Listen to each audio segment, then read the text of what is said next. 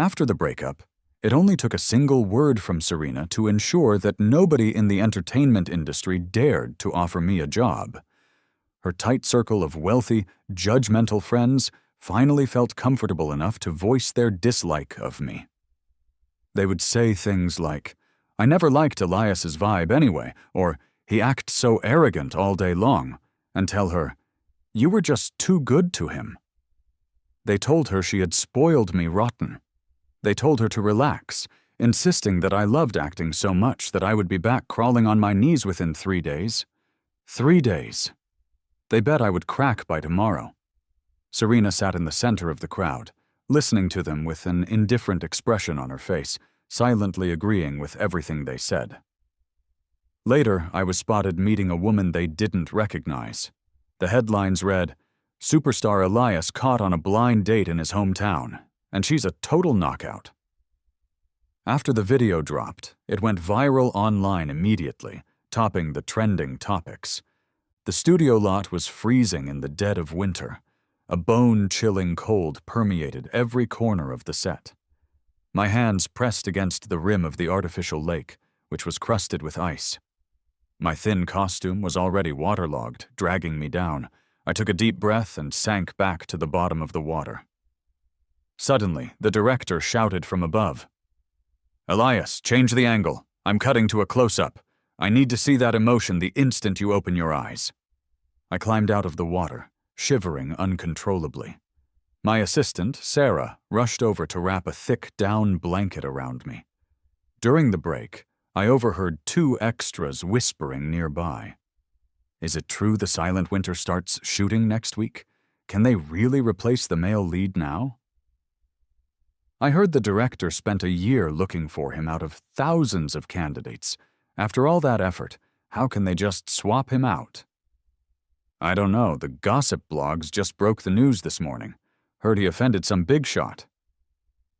I pulled the blanket tighter around my shoulders, stopping in my tracks, my body unable to stop trembling from the cold. In this industry, most gossip blogs have operators and agencies behind them. When news that seems incredible breaks, it is rarely baseless wind.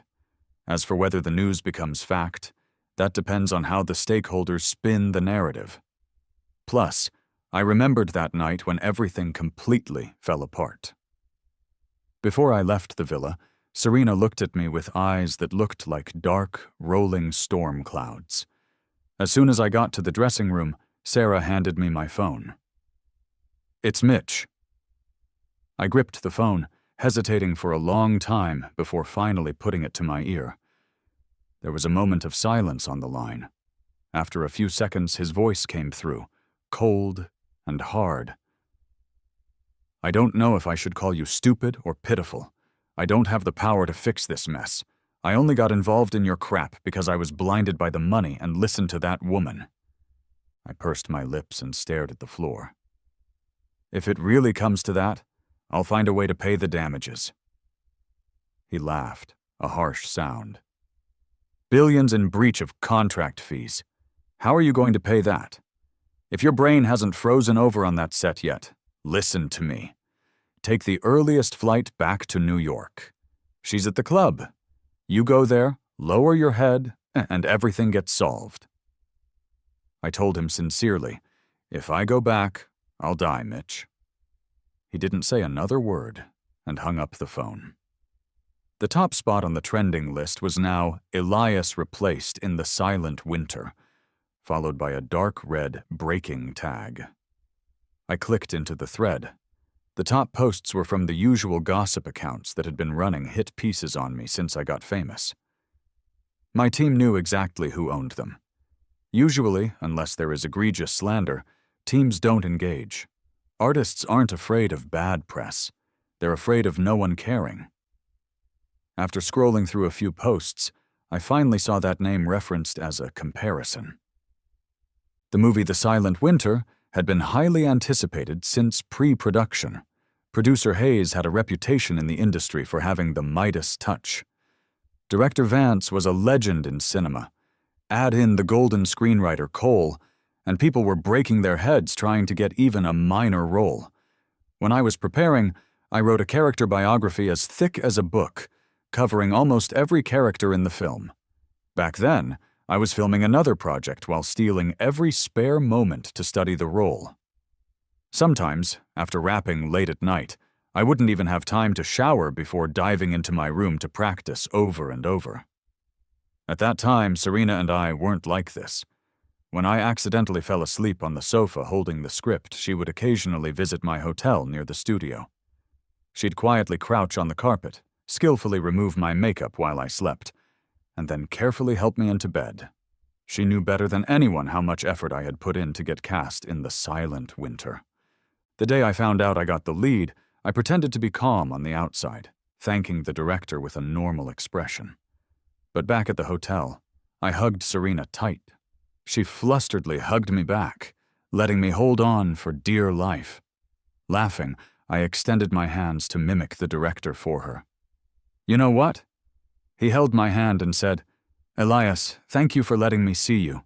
You were born for The Silent Winter. There is no second choice. Vance himself certified it. I am the lead he was looking for. Me and no one else." Serena held my face, stood on her tiptoes to kiss me, a smile on her lips. Amazing. Maybe because she knew me best, she knew exactly where my weak spots were. That's why this cold knife could cut the deepest. A host known as the industry's Mr. Nice Guy sent me a text specifically to warn me. "Elias, prepare yourself. I heard the other party is a wealthy heiress with a background, but she also has connections in the PR world." The wealthy heiress was Serena. The head of the Sterling Group was also Serena. But none of that compared to the identity she rarely showed people. I still remember the moment I stepped out the door that night. Serena was sitting on the sofa behind me. She didn't move, but her voice was like ice. "Elias, as long as you bow your head and admit your mistake, and make that person go back to wherever they came from, I'll let bygones be bygones." Facing the cold wind, I looked back at her with a smile, my unshed tears falling into the night. "Miss Sterling is generous, but I'm bored. Let's break up amicably, don't make it ugly." She looked like she wanted to strangle me, but she kept her chin raised, staring at me coldly. "Walk out that door and there's no turning back for us. Think it through." I had thought it through. Between her and me, there was no turning back and no way home. It's just that as cool as I looked walking away that night, I looked equally pathetic now. In this circle, news travels so fast you don't have time to react. Forcing myself to pull it together, I let the makeup artist and stylist prep me, then got in the car to head to a scheduled brand launch event. Head down, I quietly recited the product details I'd memorized, temporarily pushing everything else to the back of my mind. Just then, my assistant warned me. "Mitch says the vibe from the global team at Lusso is off. He suspects the media on site has already received news. If they ask related questions, he wants you to handle it flexibly." The Lusso endorsement came after my hit drama aired earlier this year. Before signing, the brand had vetted me for nearly 3 months. The contract was practically drafted. How could they flip just like that? I opened my mouth but couldn't make a sound, my fingernails unconsciously digging into my palm.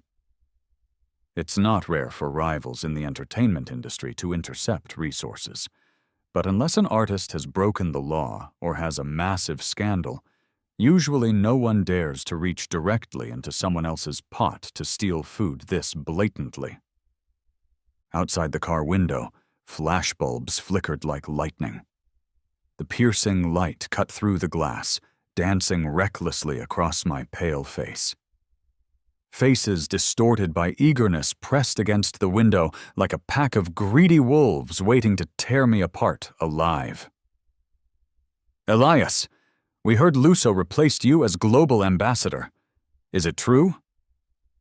Rumor has it your lead role in The Silent Winter is gone too. Did you offend a donor, or are you involved in tax evasion?" "Elias, can you say a few words?" I tightened my grip, straightened my spine, and walked from the besieged car to the center of the red carpet. Raising my head, I scanned everyone with a calm expression, then flashed a smile. Today is the launch event for Luso. I hope everyone focuses on the new products being released. They are the protagonists today. With that, I ignored the irrelevant questions, smiled at the host, and signaled her with my eyes to relax and continue the event. After the launch, the car exited through a quiet side road. I leaned against the window, watching the scenery pass in silence. We picked up Mitch halfway. He was still frosty, debriefing me the moment he sat down. I talked to producer Hayes about the silent winter. I've suppressed the news for now, and there's no official announcement yet, so we can still fight for it. We can't lose the endorsements. If the movie and the business deals both tank, your resources in this industry will plummet. If you wanted to break up, you should have done it earlier. If you were smart, you would have ridden the wave back then, grabbed some resources and ran. Now you're poking the bear. I really don't get what's going on in that head of yours. In all my years with Serena, I never accepted any resources or connections she offered, except for Mitch. When I met her, I was just a D-list actor without a proper agent. Serena took me to meet Mitch back then, and he's managed me ever since. Mitch was famous for his explosive temper. Sometimes he yelled even at me. I was used to it. I remembered how, over the years, he'd drilled it into me. Don't talk about true love and futures with a woman like that. You won't even know how you died. I was stubborn, stupid. I had to hit the brick wall until I was broken. I had held on until now, just one step away from my dream. At first, it was to prove myself. Later, gradually, I tasted the success of my career and became obsessed with winning. When Serena's massive hand came down to cover the sky, I had almost no room to fight back. I was still unwilling to give up. I hadn't reached the peak I had aspired to all those years ago.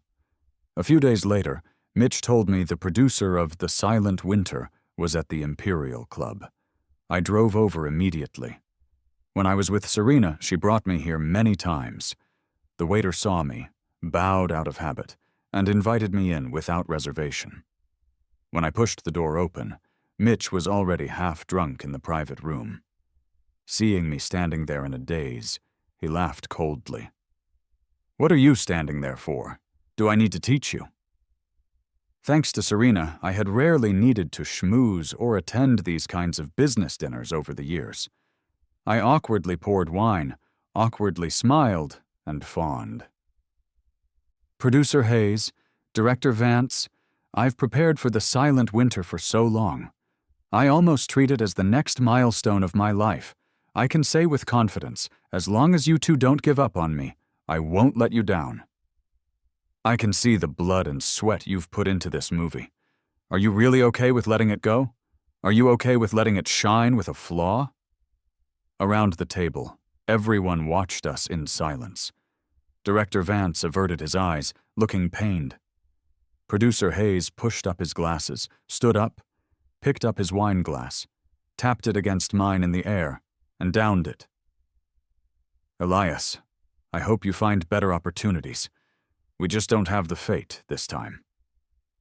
At this point, any smart person would know what that meant.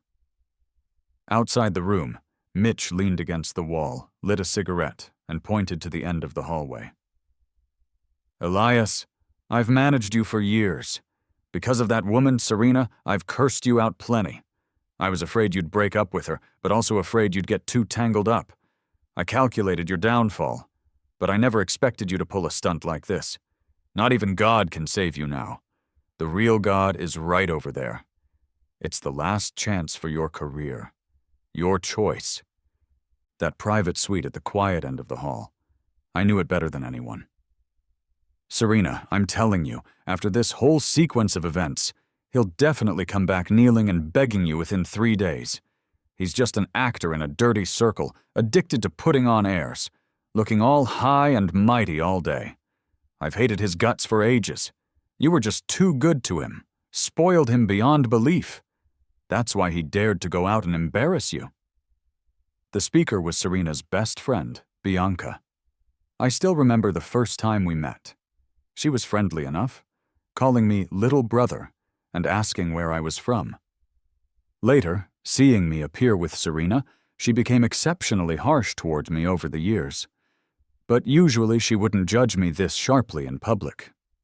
Back then, perhaps relying on Serena's favor, if Bianca dared to say one word about me, I'd fire back 10. I usually left her speechless, and Serena would always smile, watching me, indulging me. But now, she let Bianca say whatever she wanted. In the dim room, the people and objects were all excessively luxurious. The woman surrounded in the center remained silent, quietly playing with a silver-gray lighter in her fingers. 3 days? I bet he won't last until tomorrow. If you ask me, give him a taste of his own medicine. When he comes back, sweet-talk him until he can't leave you, then dump him." I gazed at Serena. That face I had spent nights whispering against, everything I had loved until there was no way out. In this moment, the winter wind rushing through the hall seemed to pierce right through my chest. I didn't listen anymore. I turned and left. Inside, the woman sunk into the sofa finally deigned to tap the table, speaking faintly. "It's not your place to dictate how I do things." She glanced at Bianca with warning eyes. "I remember telling you to watch your mouth in front of me. Did a donkey kick your brain?" "Oh, look at you, the great romantic still defending him." Serena glanced at her lazily, stood up, grabbed her coat, and walked out.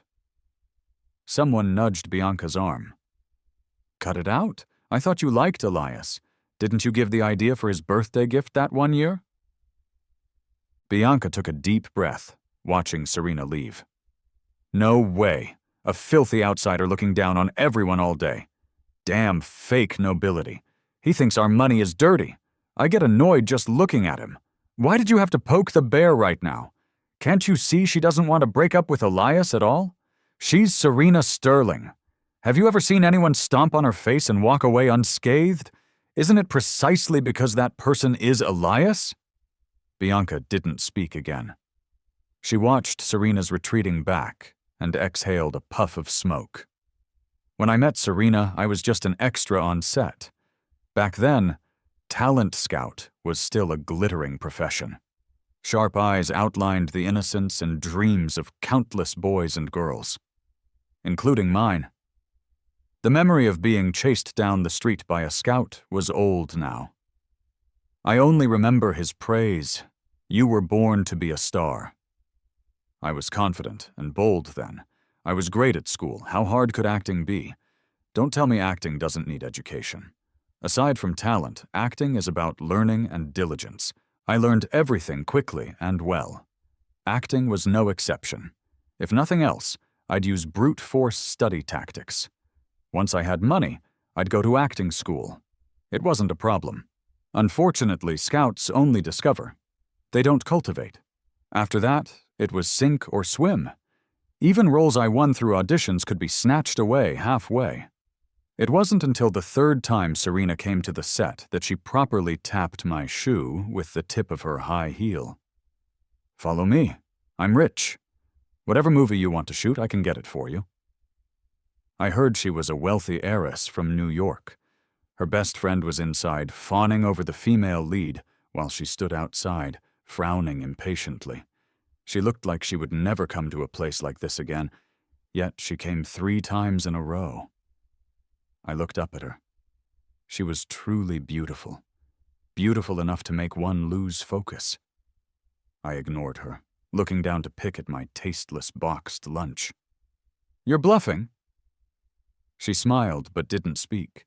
Extras passing by asked for her autograph, but she pointed her chin at me. "This is my artist. Don't look down on him eating a $3 lunch right now. Believe it or not, he's going to be red-hot famous one day. By then, his autograph will be worth gold." The blushing girl turned her notebook toward me. "Dizzy, I wrote my name in neat print. That was the first time in my life I gave an autograph. I signed countless times after that, but I never felt that heart-pounding joy again. She said I would be famous, not because she had confidence in me, but because making someone famous was too simple for her. It was something she could do with the lift of a finger. When she pursued someone, she was open, arrogant, and persistent. I looked at her again and again, then laid it out. I'm going to be a big star. Can you handle a secret relationship? She looked amused, yet compromising. Small guts, big appetite. It wasn't until many years later that I understood how massive her power really was. Even during our most passionate times, I never tried to pry. I only knew that a casual complaint from me, a single phone call from her, and the next second resources I couldn't even dream of would be delivered right to me. She didn't care about rules or fairness. Everything was at her whim. I stared at the script placed in my hands, the male-led role that had already been cast but was temporarily revoked for me. For a long time, I sat in silence, not knowing what to say. She didn't think these things were worth thinking about, but she was willing to explain patiently. We exchanged a project of equal resources with him. You don't have to worry about it. The other party is very satisfied. Tailor-made big-budget movies, an independent agency, luxury endorsements without a vetting period. Back then, if I wanted, I could have reached the sky in a single step. But I was young, harboring a determination to compete with the world. I wanted my dream to shine honorably. I didn't want to stand beside her unable to lift my head. I wanted to stand shoulder to shoulder with her, openly and honestly. Her trick of valuing people was always the same, just like with the boys she met before. Those boys gave her pleasure, and she wasn't stingy. The resources that could smooth a star's path were worthless to her, but they brought her amusement. It was a good deal, and it required zero effort. After hitting a wall a few times, she glanced at me and said dully, "Fine, suit yourself?" Eventually, I exploded in popularity during that hot summer due to a phenomenal period drama. The price of fame was separation. That year, I could count the times I saw her on one hand. Often she was the one waiting for me. Occasionally, when she couldn't wait, she'd fly back. Until that one time, I went to film in the remote mountains, and she suddenly blocked me on everything. After wrapping, I took half a month off and flew to New York to coax her. In love, she was arrogant but surprisingly easy to soothe. I just dragged my suitcase and stood in front of her door, and she surrendered. I used 8 years to go from being dispensable in her heart to becoming a towering tree, nourished by flesh and blood, difficult to uproot. And these roots planted deep in her bones and flesh also entangled my soul. I didn't understand then. Even after she started caring, she wasn't really satisfied with my job, yet she was willing to fully support me. It wasn't until that argument that I understood why. She wasn't as steady then as she is now. She was young and brash, letting emotions hurt herself and others. You don't answer calls, you don't reply to texts. I don't need a boyfriend who is never around, nor a boyfriend who is constantly in danger. Is filming that important? You don't even care about your life. What am I to you? A stranger? An outsider? You can't show me off and you don't use me. If it's like this, why bother dating? We both held our ground, opposing each other like a silent tug of war. I peeled myself open, craving validation. I act like my life depends on it. I want to win awards, many, many awards. That way your mother won't look down on me. I always think if I have a certain social status, only then can I be worthy of you. What else can I use to compete? Except for this path of acting, I have no other ladder to the sky. She just looked at me coldly. Even if you win every award in the world, so what? Who cares about those worthless things? You want status? You want awards? It's just one word from me. You make yourself so pathetic. What are you actually after?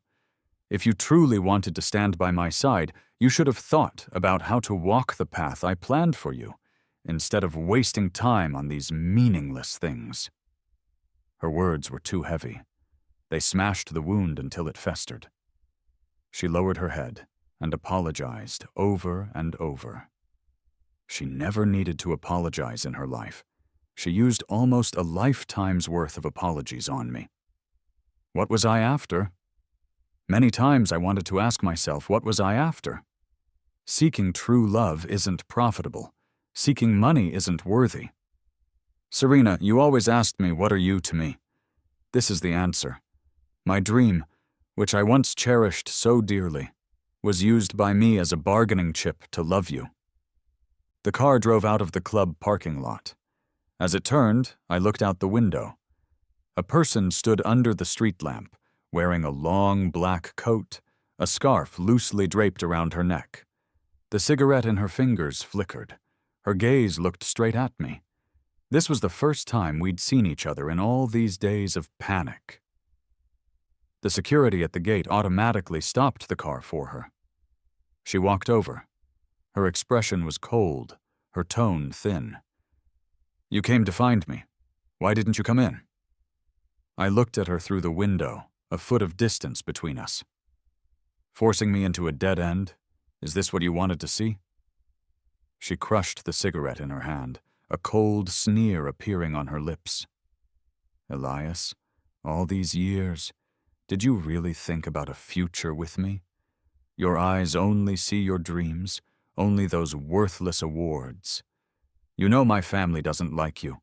They mind your job. If you wanted to act, wanted to stay in entertainment, I blocked everything I could for you. If you had just taken the awards you needed earlier, you wouldn't have regrets. You could have come to my company or any unit you wanted. But did you ever think about taking a step back for me?" I chuckled softly, turning my head to look the other way. The car window reflected my red-rimmed eyes. At this moment, I couldn't clearly define the boundary between love and hate. It was only now that I finally understood all our efforts over the years were actually pulling us in opposite directions. If she had Twitter, she could open it now and see the suffering I was enduring because of her orders. The hashtag "Elias is a sugar baby" blacklisted by his sponsor had been hanging on the trending list for half a day. But she wouldn't. Her life was high above, ignoring the mundane world. Even her social media account was registered by me pestering her in the very beginning. To this day, she surely couldn't remember that old password, nor could she retrieve the account. I wiped the tears from under my eyes and turned to smile at her. "I'm sorry. It took me so many years to say this. We really aren't right for each other." The car drove away. In the rearview mirror, that person became a lonely black dot, desolate in the wind and snow. My heart felt torn into fragments, reason and emotion tugging at each other in my mind. For a moment, I wanted to run back to her regardless of everything. To hell with eternity. Life is about getting drunk today while there is wine. My phone chimed timely. A message came in. "I can help you solve all this." My finger swiped a few times, typing out a reply, the tone full of mockery. "Bianca, don't tell me you've been targeting me all these years because you have a crush on me," she replied quickly. 2 messages popped up instantly. "What if I said yes?" She didn't dare tell you, did she? While you were under siege, she met one boy after another. All marriage candidates her mother likes. Skipping that message, I replied to the previous one. "What if I said yes?" Lukewarm, with a sincere tone. "Then you really are cheap." Because of the uproar, after my new drama wrapped, almost all my business activities and film projects were suspended. But fortunately, no brands issued termination statements, which meant I didn't need to pay sky-high penalties yet. On one hand, I hadn't committed any crimes. On the other, the so-called black material was confusing and unverified because the leakers didn't dare release any information about Serena. After staying in my empty house for a few days, deciding to go home to rest was a split-second decision. Because of filming, I hadn't been home to celebrate the New Year properly in nearly 10 years. The plane landed in Minnesota. My hometown welcomed me with sky-filling snow. The frozen world was welcoming wave after wave of winter tourists. It was an hour-and-a-half drive from the airport to my house. Entering the door, I saw my parents hurriedly packing luggage. Under their astonished gazes, I took off my scarf. "Where are you going?" My mother clapped her hands happily, circling me, looking me up and down. "How come you're back? I was thinking your dad and I would go see you." I smiled, resting my head on her shoulder, unloading the burden from my body. They had seen the news and were afraid I was having a hard time alone out there. My father, a man of few words, sat at the table pretending not to care as he glanced at me several times. "Good that you're back. Let's have a good New Year." In that moment, I realized how selfish I was. I shattered myself outside, and they stitched me back together without complaint, tirelessly, anytime. Just like that year when they took their awkwardness and helplessness all the way to New York to meet that noble lady. Before the meeting, I was immersed in complacency, thinking the struggle was ushering in the light. So much so that I ignored the inescapable humility and fawning they displayed in front of Serena's mother. Then a phone call summoned Serena away. The poised, elegant lady smiled at my mother and asked, "You must be very proud to have raised such a son, right?" Only in this moment did my mother puff out her chest, showing off the pride she held in her palm. "Yes, ever since he was little." Her unfinished sentence was interrupted. The woman put down her teacup and continued, "He was able to climb up to a family like ours without any effort." My mother smiled and held my hand, using the greatest grace of her life to swallow all the humiliation. It was only then that I knew what kind of effort Serena had put in for this unequal meeting. I didn't know how she persuaded her mother, and she would never know that in the short 5 minutes she was gone, all her efforts and the rest of our lives were burned to ashes in an instant. A few days later, Sarah called me in the middle of the night. "Elias, you're trending again." I opened Twitter. There were 4 or 5 topics related to me occupying the top of the list. The hashtag #EliasBlindDateBeauty was blatantly hanging at number 1. The video showed me talking to a strange woman in a noodle shop, leaving together and getting into a car. Fortunately, the person filming had heavily pixelated Elena's face. People who didn't know her well wouldn't recognize her. Maybe it was the atmosphere, but it was misunderstood as a blind date. Elena's face floated in my mind. The little girl who used to hide behind me when bullied had now grown into a graceful, traditional Chinese medicine practitioner. Only when facing me, she would still blush awkwardly. "Auntie said your stomach isn't good. Come to the clinic when you have time." When leaving, she smiled and said, "Elias, the you I know is brave and unyielding. I've watched all your shows. You are amazing. A temporary landing isn't the end. The soaring eagle never drops its ambition. I believe you will climb the peak again." Mom, really? Was my condition that bad? I never thought of giving up. I just hadn't found a way out yet. It wasn't until I stood in the live stream room that I felt a bit dazed. That day, I tactfully reminded the town mayor I was blacklisted, and the reason wasn't pretty. I was afraid the controversy would affect the stream. He waved his big hand. "Fear what? Who cares what big shot she is? Can her hand reach all the way out here to the boonies? I know you're a good kid. You're willing to come help our farmers. Behind you stand the people. No one can touch you." The comment section instantly flooded with people. Besides fans concerned about my whereabouts and haters, there were passers-by watching the drama. "Isn't this the soft rice king Elias who cheated? The mooch among mooches. A real man. Why is he selling goods now? No way, actors aren't acting anymore. They're becoming influencers? Can you actors stop doing sales? My God, next time I watch your show, I'll just picture you selling stuff in a live stream. It breaks the immersion. What sales? Are you blind? This is charity aid for farmers. He's not earning your money, and nobody forced you to buy. Watching the surging comment section, I replied gently, "It's okay. Although I'm not doing too well, the products from my hometown are very good. These are wild hazel mushrooms, picked and dried by hand, no additives. This is dry sausage. They say it takes 3 pounds of pork to make 1 pound of this air-dried sausage. You can break it and eat it directly, slice it for an appetizer, or make clay pot rice or stir-fry. It's super delicious." People kept spamming the chat. When I saw the words, "The Silent Winter," I paused. I continued introducing products with a normal expression. Before the broadcast, I had visited the sites with them for 3 or 4 days and spent the nights preparing materials. I could recite the details of almost every product backward. The livestream continued for 2 days amidst a mix of curses and praise. Until the 3rd day, clips of the stream from different angles suddenly exploded on the internet. The most viral clip was me smiling at the camera, saying, "I'm not doing too well, but my hometown's products are very good."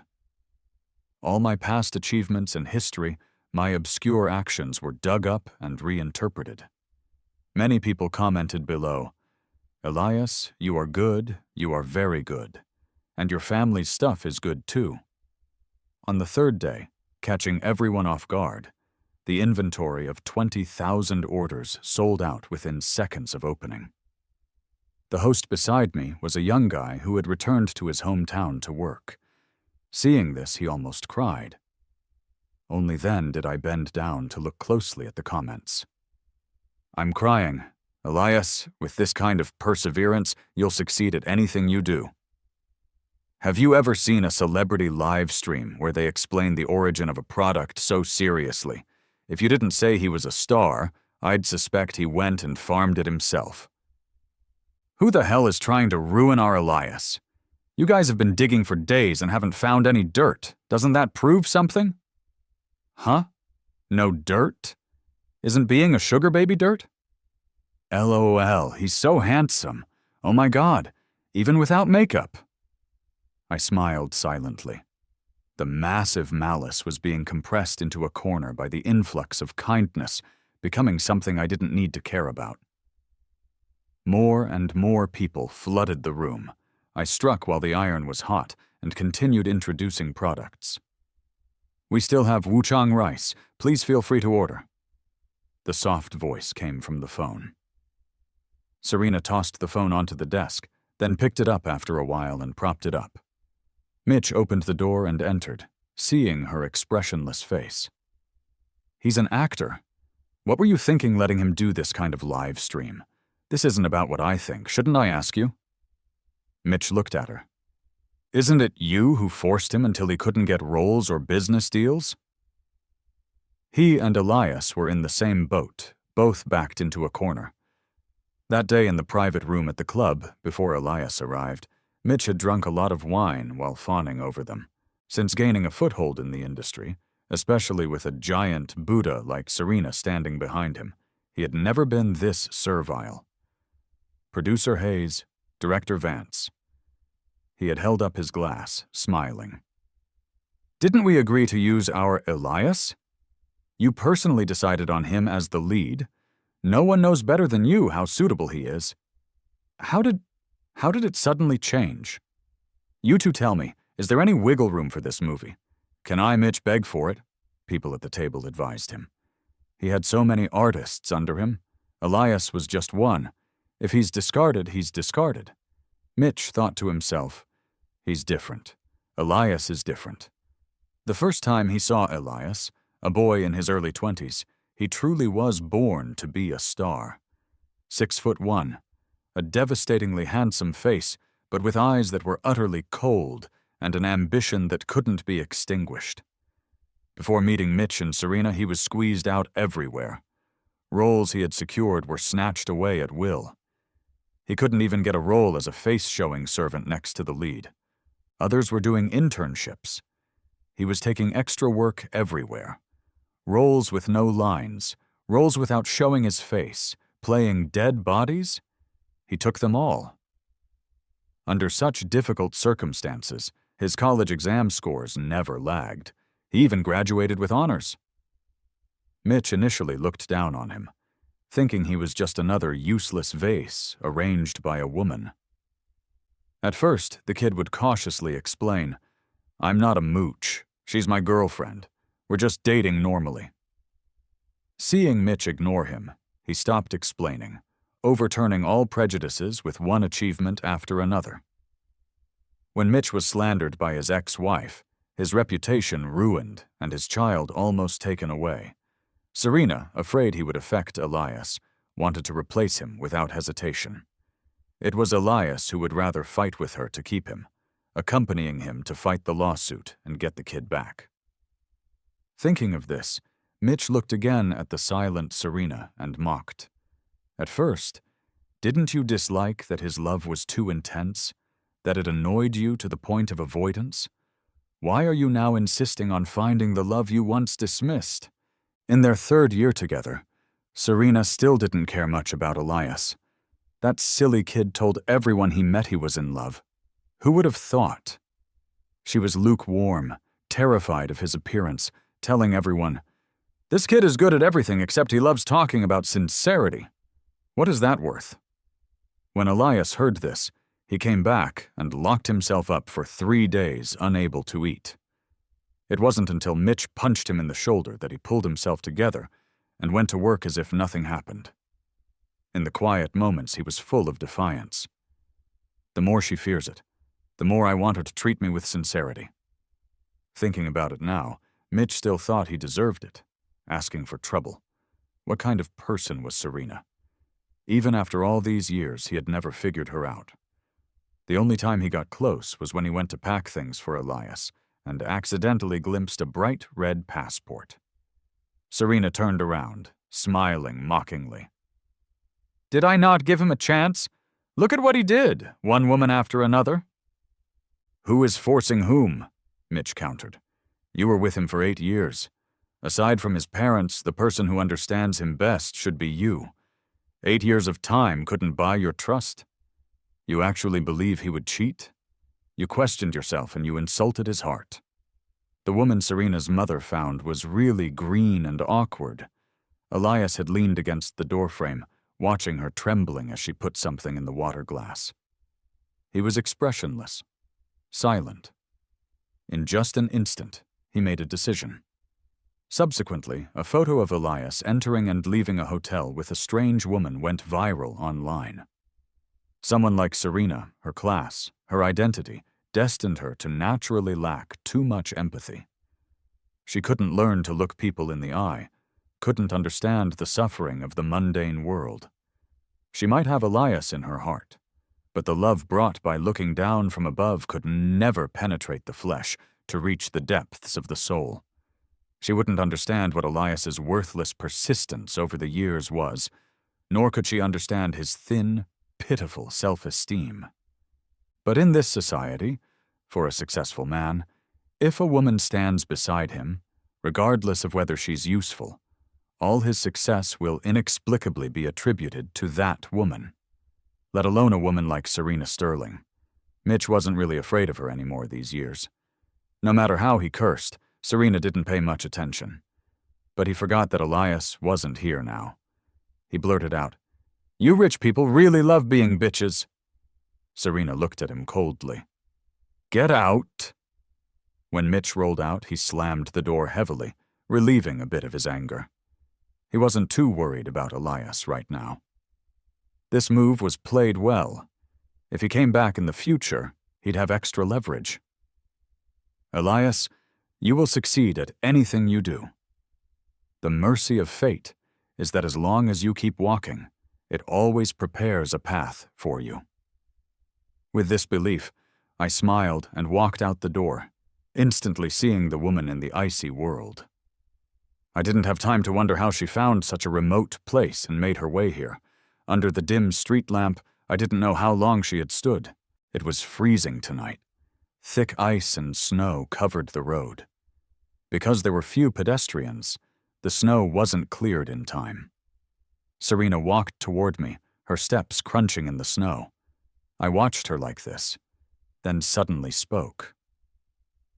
"Don't come over. My mom doesn't like you." "Serena, in this world, not only does your mom dislike me, my mom doesn't like you either."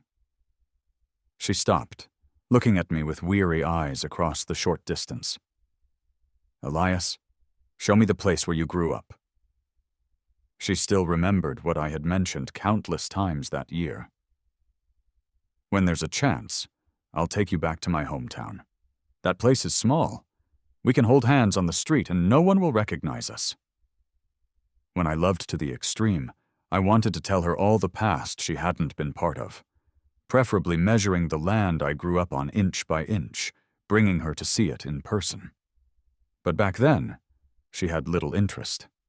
Maybe she felt it was a burden, and now, after the breakup, it was a silent walk, one following the other.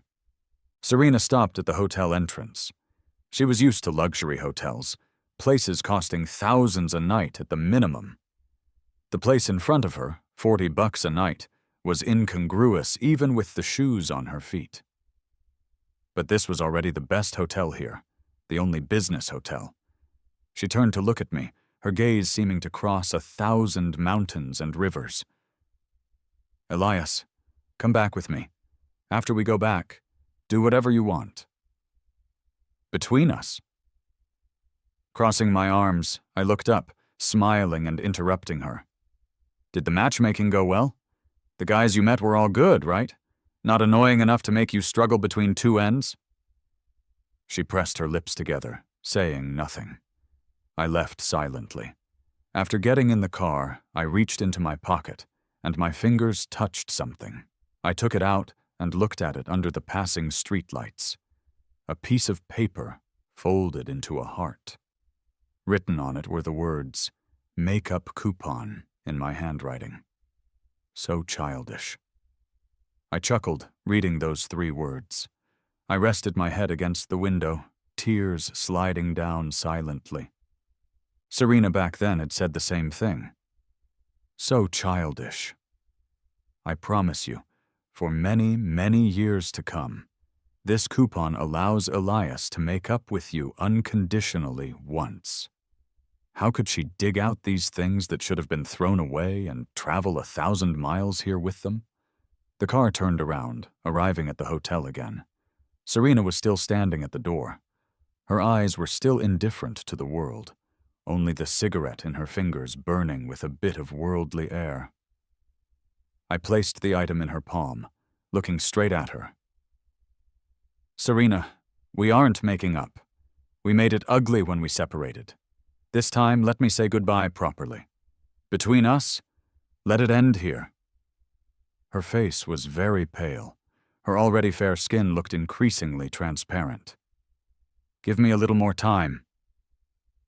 I shook my head. In that moment when I couldn't control my emotions, I turned around. The person I truly loved for all those years. There was a day she loved me too. For the rest of her life, whoever she loves, I wish her happiness. No matter when, I wish her a joyous life, asking nothing of the past. Serena gripped the thing in her hand, watching the person in front of her step into the wind and snow, never looking back. I knew she wouldn't entangle herself too much. Coming this far was enough. In her vast and mighty life, I would eventually become a dusty memory, a passer-by of yesterday, no longer necessary to recall. The next day, I received news that she left on an early flight. At the same time, I received a phone call. "Elias, I saw your live stream. You are amazing, excellent. I want to ask you now, are you still willing to star in The Silent Winter? I'm sorry. I couldn't find anyone more suitable than you. If producer Hayes can't handle the pressure and pulls the funding, I'll figure out the money. The Silent Winter isn't just your dream, it's mine too. Do you have the confidence to build this dream with me?" Hanging up the phone, I looked out the window, unable to recover for a long time.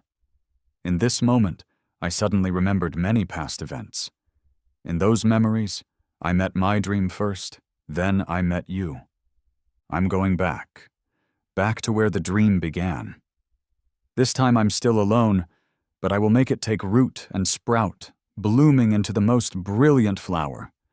That year, Elias swept the major award season, winning Best Actor across the board. The media dug up the movie that brought him fame, The Silent Winter, which was sent to Cannes for competition.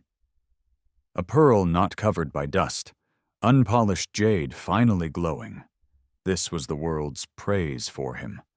As he stepped down from the podium, the screen behind him played clips from his legendary works, one after another. Over the years, he went from a small extra to a crowned king, riding the horse, crossing the mountains. He truly lived up to that phrase, red-hot famous.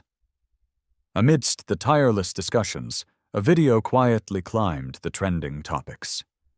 The video quality was old enough to blur memories. A young boy in a costume, holding a carving knife, seriously carving on a stone. Elias, what are you praying for? This was a famous eternity stone. Legend had it that if you carved a name on it, your wish would be granted. The young boy turned to look at the screen, a breathtakingly handsome face, smiling with intense purity. Bless my girlfriend with good health and a long life, and best if she loves me forever. Of course, I will love her forever too. The title of the video was simple, yet it clarified a rumor from many years ago. Not a kept man, no sponsor. He just had an unparalleled romance. Serena re-registered for Twitter. She rarely logged in. When she saw the video, her steps paused. She stood there for a long, long time. Overwhelming love rushed in, wrapped in the passage of time. Serena held her phone and suddenly laughed softly. The room was silent. You could hear a pin drop. Regret was about to drown her to death.